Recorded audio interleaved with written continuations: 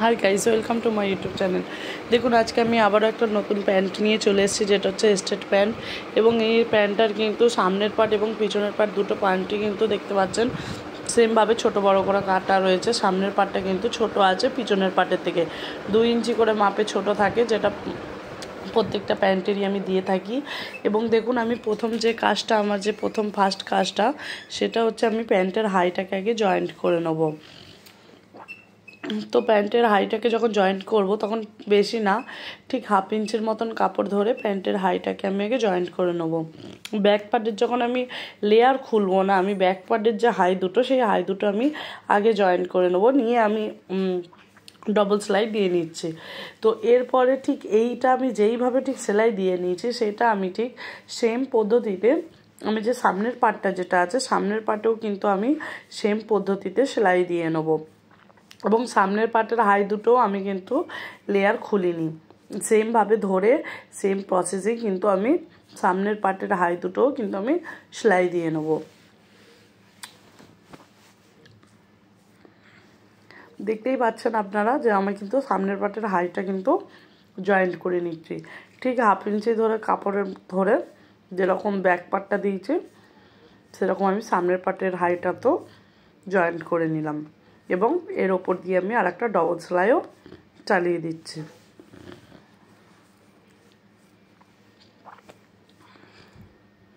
সুতরাং আমি কেটে নিই।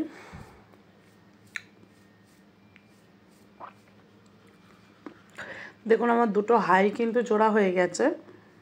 এবার আমাকে যেটা করতে হচ্ছে, আমি এখানে একটি খুলে নিলাম। খুলে নেওয়ার পরে মিডিলে আমার হাই হচ্ছে, দুদিকে দুটো কাপড়। ঠিক ব্যাক পার্টটা আমি খুলে নিয়েছি, সোজা পার্ট, ব্যাক পার্টের এটা হচ্ছে যেহেতু সোজা পার্ট, ঠিক সেমভাবে আমি এটারও ফ্রন্ট পার্টের মানে সামনের পার্টটারও আমি লেয়ারটা খুলে ফেললাম।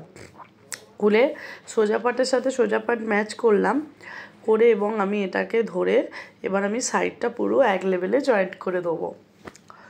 তো এর জন্য দেখুন, আমার 1/2 ইঞ্চি চক দিয়ে আমার মার্জিন টানাই আছে, এবং সেই মার্জিন অনুযায়ী আমি দুই সাইডটারই জয়েন্ট দিয়ে নেবো। ঠিক এই সাইডটা আমার জয়েন্ট দেওয়া কমপ্লিট। এবার আমাকে আরেকটা যে সাইড হবে, সেই সাইডটাকেও কিন্তু আমাকে জয়েন্ট দিয়ে নিতে হবে, ঠিক সেম প্রসেসে। ওই 1/2 ইঞ্চি ধরবো, ধরে মার্জিন দেওয়া রয়েছে আমার 1/2 ইঞ্চি কাপড় ধরে আমি কিন্তু এবার সেলাইটা দিয়ে নেবো।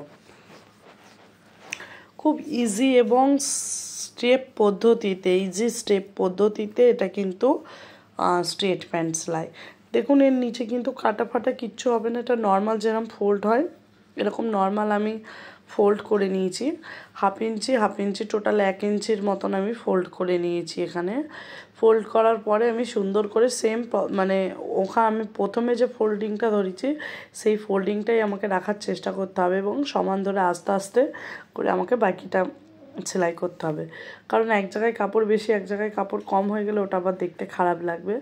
তো যাই হোক, আমার ওইটা আমি ঠিক ওই পায়ের মোহরিটা আমি ঠিক যেইভাবে মেরে নিয়েছি, ঠিক সেম প্রসেস আমি এই পায়ের মোহরিটাকেও কিন্তু মেরে নিচ্ছি। কারণ এবং পায়ের মোহরিটা মাপার সময় একটুখানি একটা জিনিস ফলো রাখবেন, যাতে কাপড়টা একটু ছোট বড় যেন না হয়ে যায়। কাপড়টা কিন্তু ছোট বড় হয়ে গেলে দেখতে বাজে লাগবে, ফিনিশিংটা খারাপ আসবে। তাই যে মাপটা ধরে যাবেন, সেই মাপটা যেন একদম সেম লেভেলেরই যেন থাকে। এর জন্য দরকার পড়ে তো মিডিল থেকে আপনার একটা চকের দাগ দিয়ে মার্জিন টেনে নেবেন, এবং সেই মার্জিন অনুযায়ী ভাঁজ করবেন। তাইলে জিনিসটা খুবই ইজি হয়ে যাবে। এবং হাত দিয়ে একটুখানি পেস্ট করে নিলাম আমি জায়গাটা, যাতে আমার মার্জিনটা বসে, মানে খুব ভালোভাবেই কাপড়টা আর কি বসে যায়, এই জন্য। তো দেখুন, আমার কিন্তু পায়ের মোহরি কিন্তু সেলাই দেওয়া কমপ্লিট। এবার আমি যেটা মেজারমেন্ট করছি, যেটা হচ্ছে কি আমার প্যান্টের যে মোহরি আছে, 14 ইঞ্চি মোহরি আছে, 14.5 7, আমি 7 ইঞ্চিতে দাগ দিলাম, দিয়ে আমি মোহরিটা মেরে দিলাম। এরপর এখানে আমি একটা এলাস্টিক নিয়ে নিচ্ছি। দেখুন, এলাস্টিকটা আমি কততে কাটবো সেটাও আমি আপনাদের ফিতে ধরে দেখিয়ে দিচ্ছি। এলাস্টিকটা আমি কাটছি 30-এ। আমাকে যেহেতু 29-এ রেডি করতে হবে, তাই জন্য আমি 1 ইঞ্চি একটু এক্সট্রা নিয়েছি, নিয়েই আমি কিন্তু 30-এ এলাস্টিকটা কেটে ফেললাম। তো যাই হোক 30 আমার ইলাস্টিকটা যখন কাটা হয়ে গেল, এবার আমাকে যেটা করতে হবে যে দুটো যে ইলাস্টিকের যে মুখ দুটো, ওই ইলাস্টিকের মুখ দুটো কিন্তু আমাকে ধরে সেলাই দিতে হবে। একটার উপর কিন্তু একটা বসাবো, ডবলভাবে ধরবো না, ডবলভাবে ধরলে জিনিসটা মোটা হয়ে যাবে। একটার উপর একটা ধরে কিন্তু সেলাই দিতে হবে। এরপর সেলাই দেওয়া আমার হয়ে গেছে, দেখতেই পাচ্ছেন আপনারা। এবার আমি ইলাস্টিকটা ভিতরে ঢুকিয়ে কাপড়টাকে আমি এক ফোল্ড করে ইলাস্টিকটাকে ঠিক ভিতরেই রেখে দিয়েছি এবং কাপড়টাকে আমি এক ভাঁজ করে নিয়ে বসিয়ে এবার ধার ধরে ধরে সেলাই দেবো। সেলাইটা আমি দেওয়ার সময় খেয়াল রাখবো আমার পিছনের সাইডের কাপড়টা যাতে বেশি না টেনে ধরে, এটুকু জিনিস খেয়াল রাখতে হবে। আর একটা কি, যতক্ষণ সেলাইটা দিতে থাকবো ততক্ষণ আমি বাঁ সাইডের বাঁ হাতের যে এলাস্টিকটা আছে সেটাকে আমি ধরে টানতে থাকবো। কারণ এলাস্টিক হচ্ছে গিয়ে বারে, কাপড়টা অনেক বড়, এলাস্টিকটা ছোট, আমাকে চতুর্দিকটা কিন্তু ঘুরিয়ে ঘুরিয়ে এলাস্টিকটা লাগাতে হবে। এই জন্য এলাস্টিকটা লাগানোর সময় সব সময় কিন্তু আমাকে একদিকের কাপড়টাকে টেনে ধরে থাকতে হবে এবং একদিকের এলাস্টিকটাকে আমাকে মাঝে সাঝে টান দিতে হবে।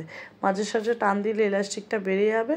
এর ফলে কী হবে, এলাস্টিকটা আমি খুব ইজি পদ্ধতিতেই লাগাতে পারবো। আপনাদের যদি ভিডিওটা বুঝতে যদি কোথাও কিছু বি অসুবিধা হয় অবশ্যই আমাকে কিন্তু কমেন্ট করে জানাবেন। এবং আমি এটা একটি মানে কি বলবো স্টিচিং ভিডিও, যেটা হচ্ছে এটা আমাদের কোনো কাটিং ভিডিও নেই, স্টিচিং ভিডিও।